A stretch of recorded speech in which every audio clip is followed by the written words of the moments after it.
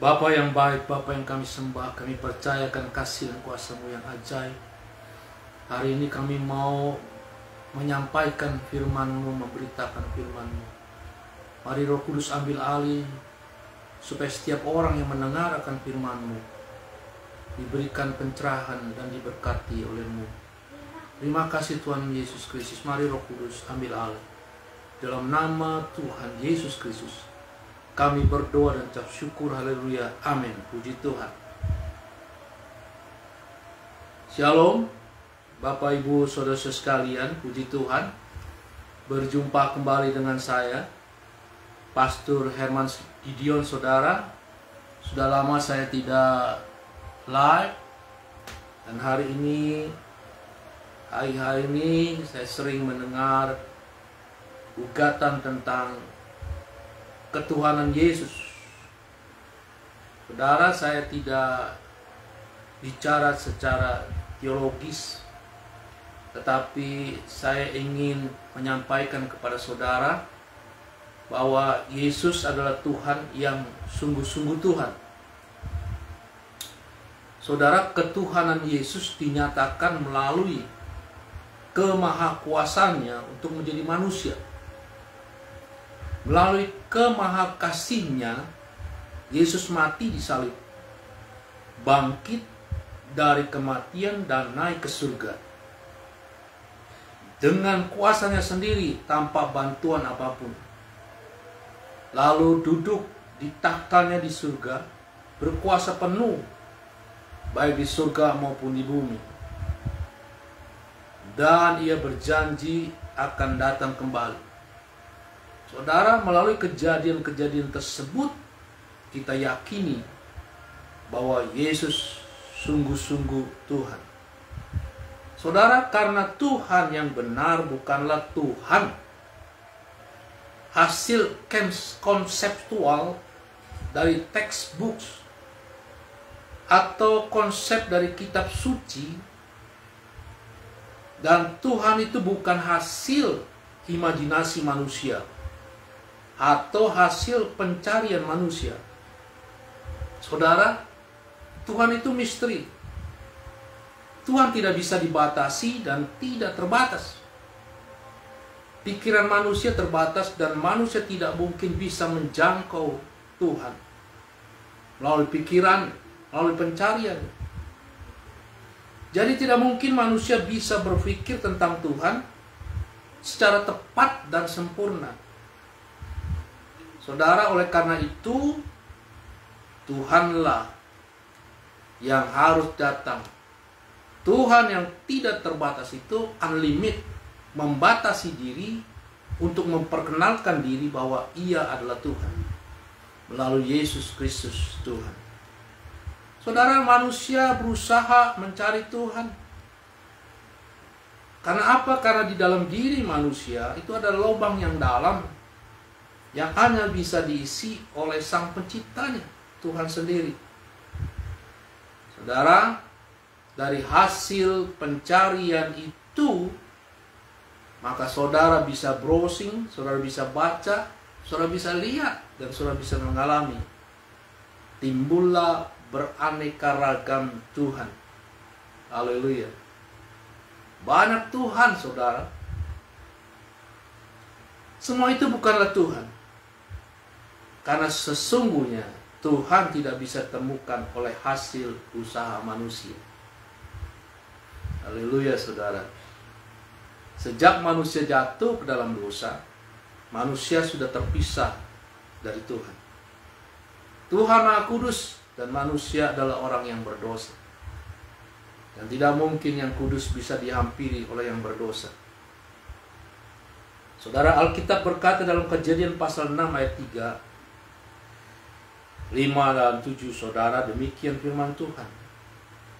Rohku tidak akan selama-lamanya tinggal di dalam manusia, karena manusia itu adalah daging, tetapi umurnya akan 120 tahun saja. Di ayat 5-nya berkata, ketika dilihat Tuhan bahwa kejahatan manusia besar di bumi, dan bahwa segala kecenderungan hatinya selalu membuahkan kejahatan semata-mata. Saudara, itulah manusia. Kecenderungannya adalah berbuat dosa. Dan manusia tidak mungkin bisa lepas, saudara, dari kecenderungannya untuk berbuat dosa. Manusia sudah menaklukkan dirinya, sudah menjadi budak dosa, dan dia tidak bisa keluar dari itu semua. Oleh karena itu di ayat 7-nya Tuhan berfirman, "Aku akan menghapuskan manusia yang telah kuciptakan itu dari muka bumi, baik manusia maupun hewan dan binatang-binatang, melata dan burung-burung di udara. Sebab aku menyesal bahwa aku telah menjadikan mereka." Tetapi di ayat 8 Tuhan berkata, "Tetapi Nuh mendapat kasih karunia di mata Tuhan." Saudara, kalaupun manusia ada yang berjumpa dan berbicara dengan Tuhan, dan itu menjadi fakta dan tercatat di dalam kitab suci, itu bukan karena manusia itu sendiri, tetapi sepenuhnya karena Tuhan berkenan ditemui. Seperti Tuhan berkenan kepada Nuh atau kepada Musa, saudara yang kasih. Saudara, Tuhan tetap Tuhan. Tuhan yang menciptakan manusia. Tuhan punya rencana, saudara, atas manusia. Tuhan tidak pernah gagal untuk menggenapi rencananya terhadap manusia. Oleh karena itu manusia diberikan kesempatan oleh Tuhan dengan cara mempersembahkan korban penghapus dosa dengan darah. Saudara, agama-agama besar di dalam dunia ini masih mengadakan acara hari raya kurban, saudara. Tetapi persembahan itu tidak ada yang sempurna. Haleluya. Dan manusia tidak bisa menyogok Tuhan dengan persembahan itu, saudara.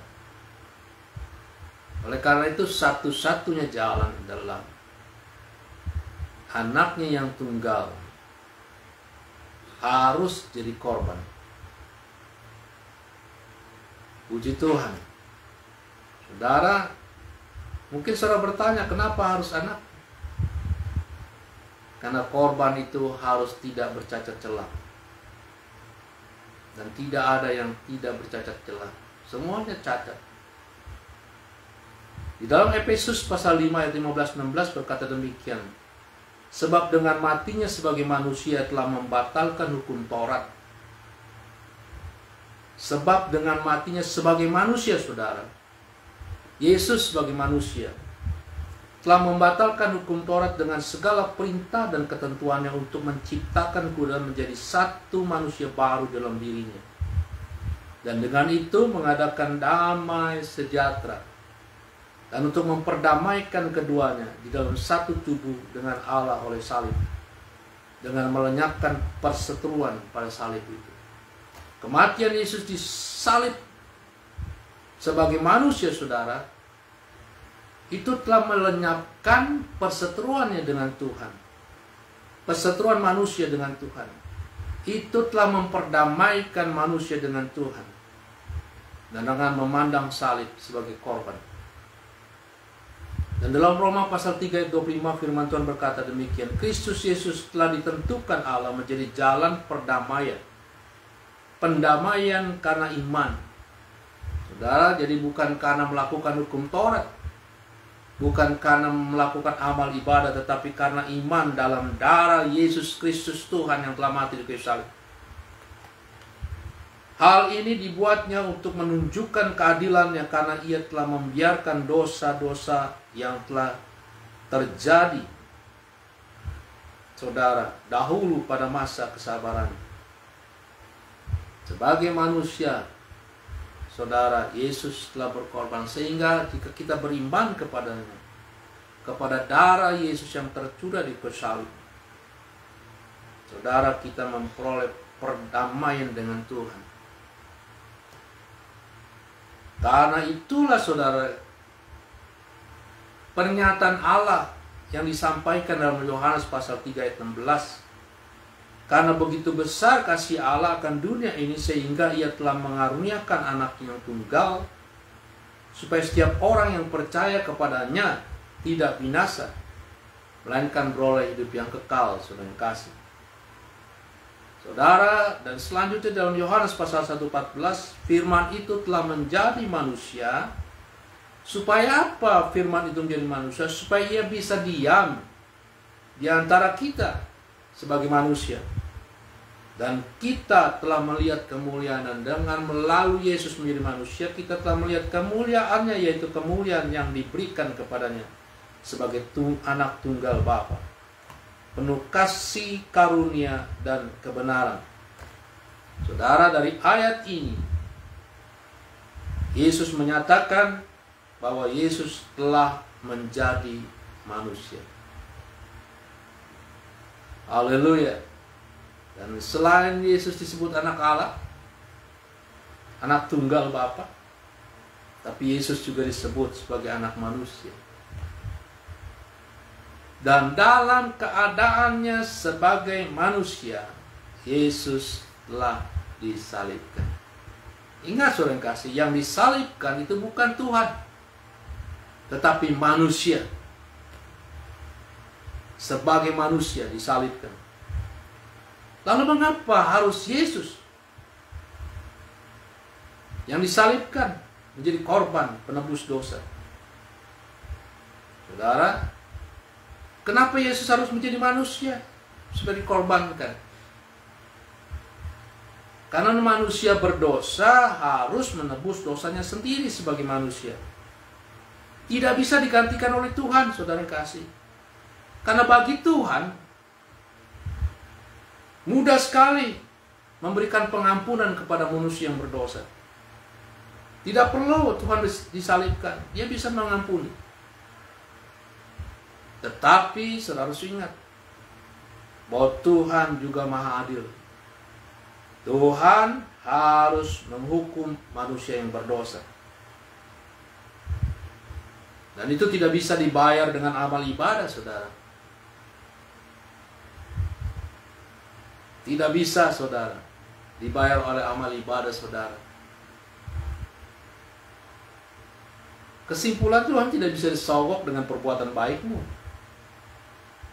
Dan saudara tidak bisa bangga menyatakan diri, saya punya banyak pahala yang bisa saya bawa ke surga. Tidak, saudara yang kasih.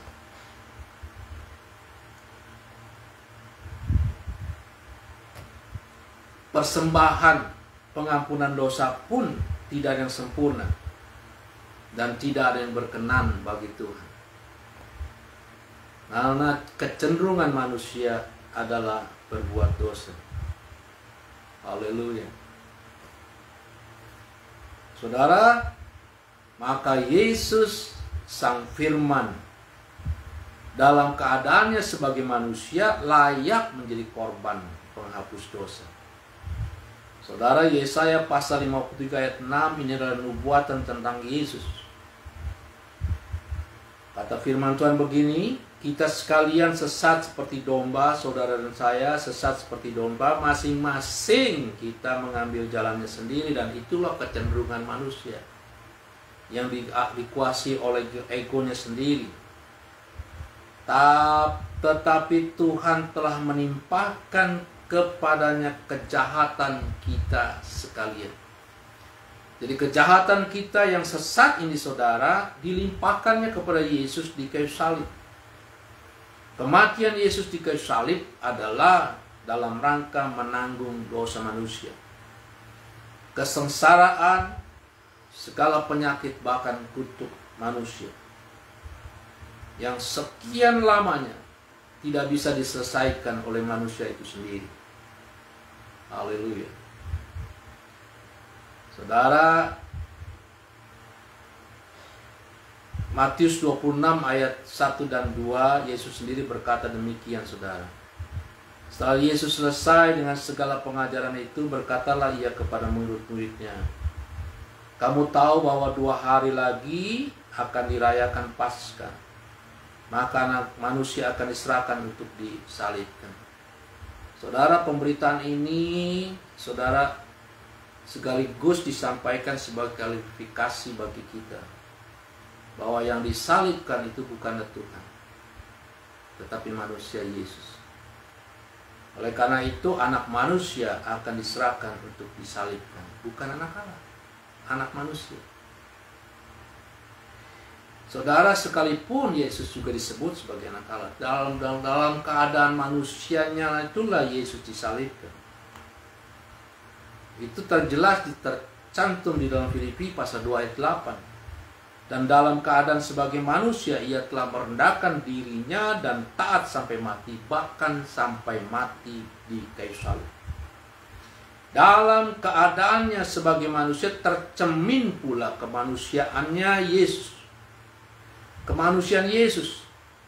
Yesus bisa lapar, Yesus bisa menangis, bahkan Yesus bisa mati. Saudara, walaupun akhirnya dia bangkit saudara kasih. Yesus mengalami ketakutan yang luar biasa dan itu diperlihatkannya ketika ia berdoa di Taman Getsemani. Karena dia harus masuk ke dalam jalan salib. Dia berkata demikian, Bapa, kalau bisa cawan ini lalu daripadaku, tapi biarlah kehendak-Mu yang jadi. Alkitab menggambarkan bahwa keringatnya keluar seperti darah. Kemungkinan besar itu adalah menceritakan tentang ada pori-porinya, arteri darahnya yang pecah karena ketakutan yang luar biasa. Bahkan Yesus disalib menjerit, Eloi, Eloi, lama sabachthani. Bapa, mengapa Engkau meninggalkan aku? Dia menjerit pada Bapanya yang di surga. Yesus sebagai manusia bisa dicobai oleh setan, saudara kasih. Setelah ia berpuasa 40 hari 40 malam, lalu Roh Kudus membawa dia ke padang gurun dan mencobai oleh iblis. Haleluya. Dan ia juga mau dibaptis sebelum ia melakukan pelayanan. Tetapi ada pertanyaan yang harus kita jawab. Sebagai manusia, kenapa Yesus penuh kuasa? Saudara, di dalam Lukas pasal 4 ayat 17-21 menyatakan karena roh Tuhan ada pada Yesus. Dia menyatakan demikian, saudara, kepadanya diberikan kitab Nabi Yesaya.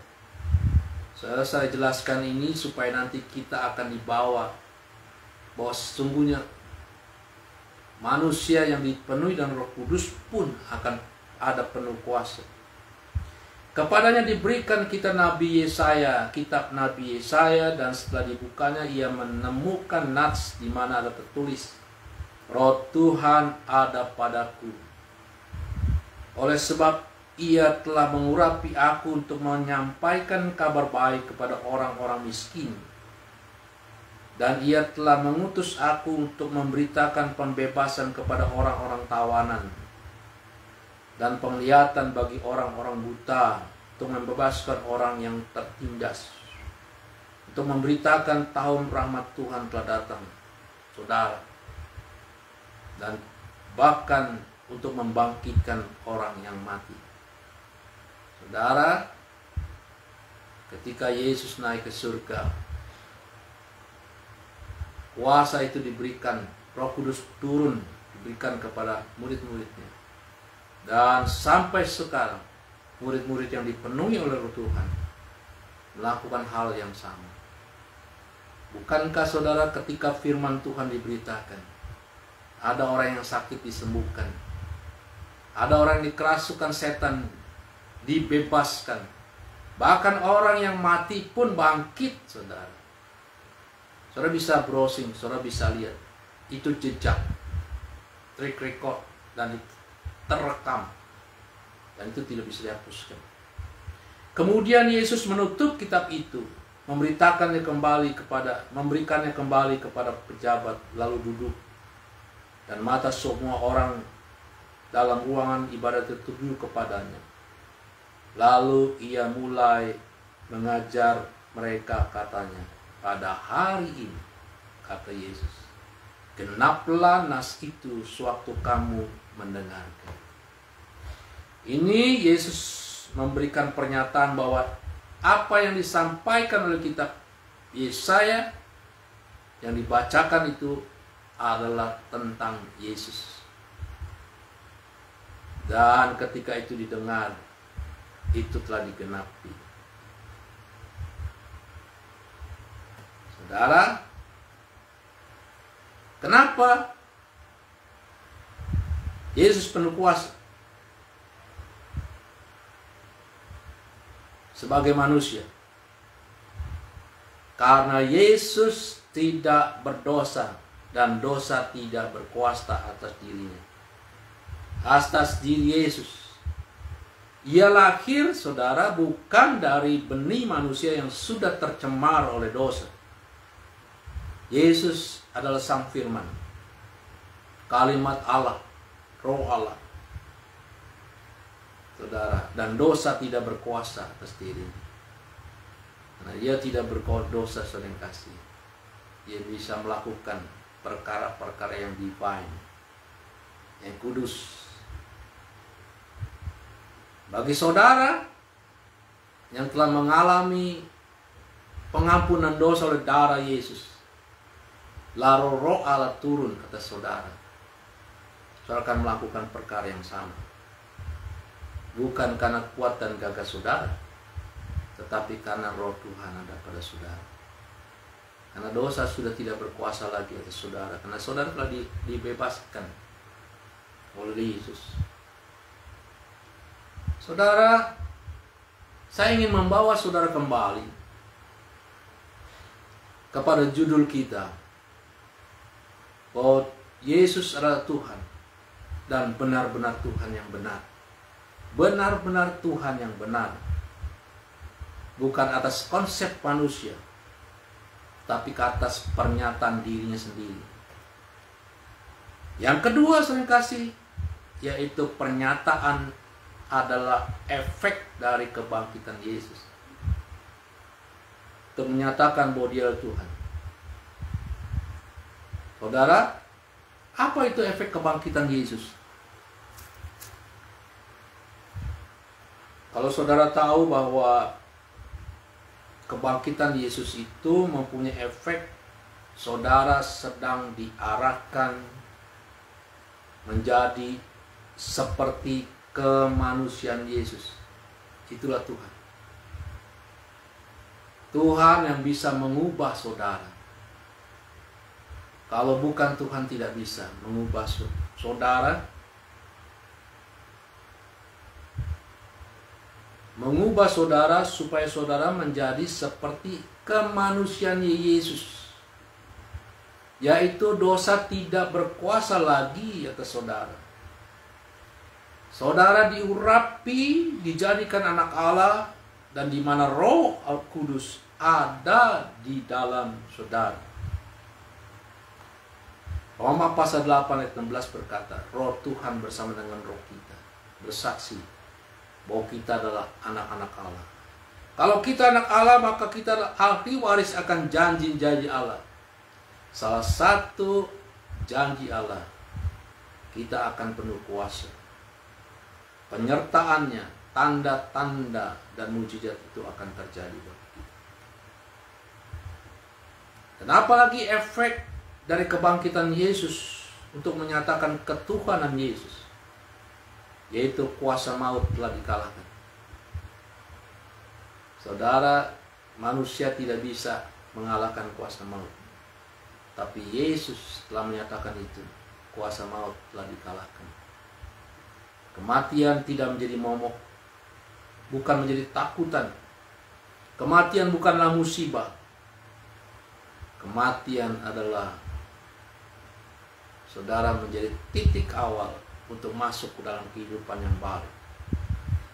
Oleh karena itu bagi kita orang-orang yang percaya kepada Yesus, mati adalah keuntungan, hidup adalah untuk Kristus.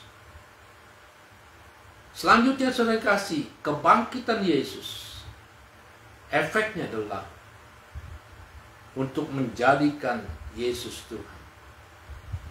Sebetulnya bukan menjadikan, bahasanya saudara kasih, mengembalikan Yesus menjadi Tuhan. Dari kemanusiaannya menuju salib dan telah bangkit, dia kembali menyatakan dirinya sebagai Tuhan. Saudara, Yesaya pasal 43 ayat 11 berkata demikian, Akulah Tuhan, dan tidak ada juru selamat selain daripadaku. Aku ini Tuhan, saudara kasih. Dia berkata sebenarnya. Saudara, ketika saya tunjuk ini, saya ingin menggambarkan Tuhan bicara seperti itu. Saudara, karena Yesus adalah juru selamat dan tidak ada juru selamat selain Tuhan, maka berarti Yesus adalah Tuhan itu sendiri. Tuhan yang Esa.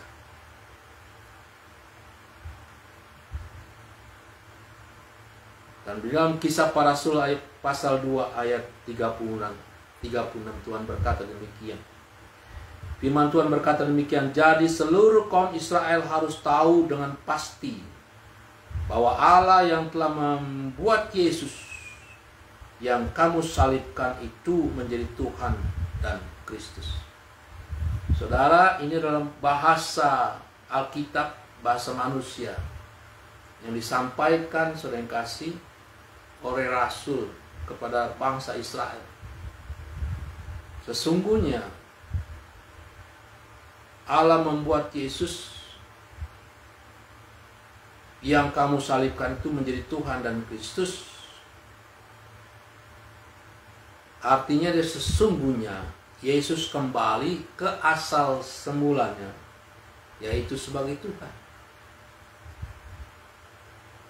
Haleluya.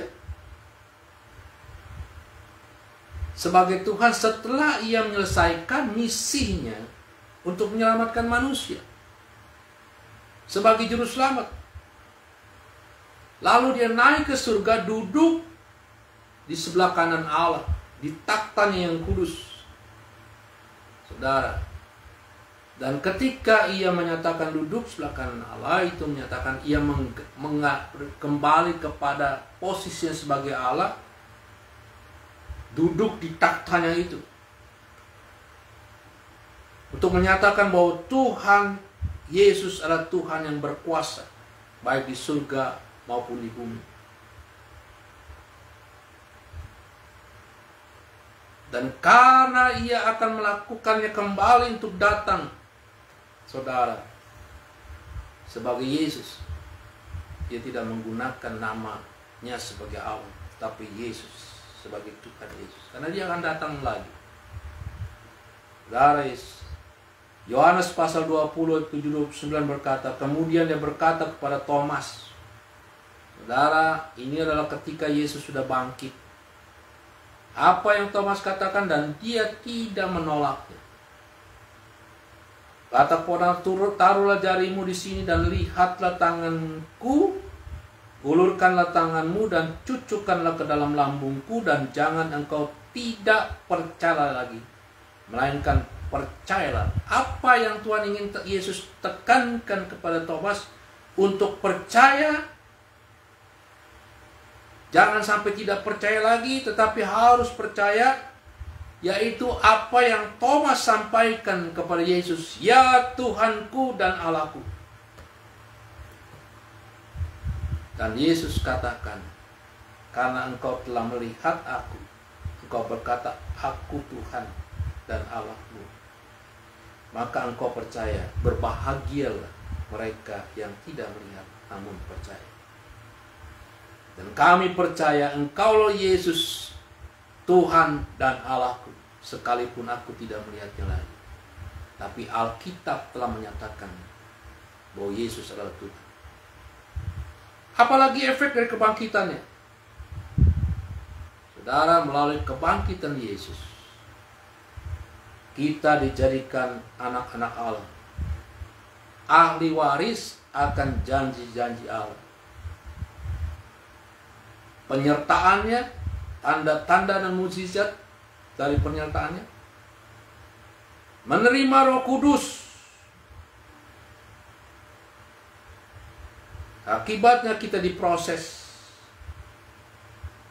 bersama dengan Roh Kudus, diproses, disertai dalam proses itu dengan kuasa Roh Kudus untuk menjadi serupa dengan Kristus, serupa dengan kemanusiaan Yesus.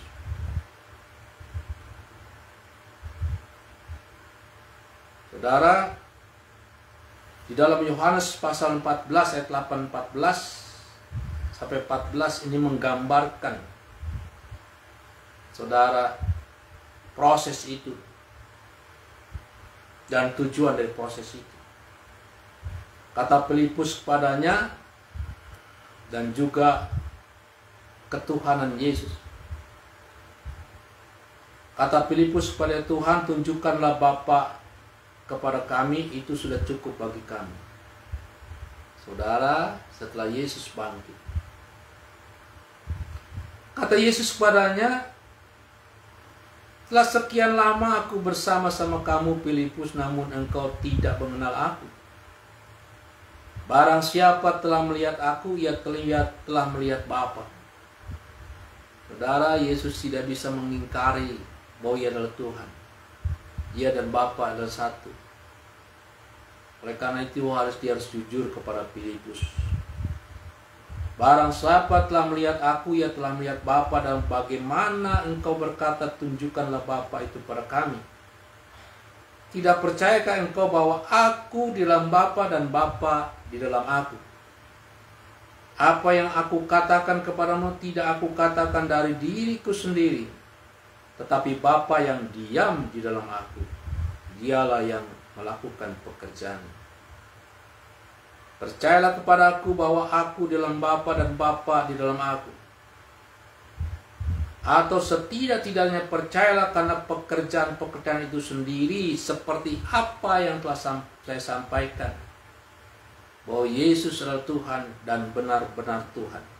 Melalui apa? Melalui apa yang dia kerjakan itu. Melakukan apa yang pekerjaan-pekerjaan yang telah aku lakukan. Bahwa pekerjaan-pekerjaan yang telah lebih besar daripada itu. Sebab aku pergi kepada Bapa. Sesungguhnya barang siapa percaya kepadaku, katanya, ia akan melakukan juga pekerjaan-pekerjaan yang aku lakukan. Bahkan pekerjaan-pekerjaan yang lebih besar daripada itu. Sebab aku pergi kepada Bapa. Dan aku juga. Dan apa juga yang kamu minta dalam namaku, aku akan melakukan supaya Bapa dipermuliakan dalam Anak.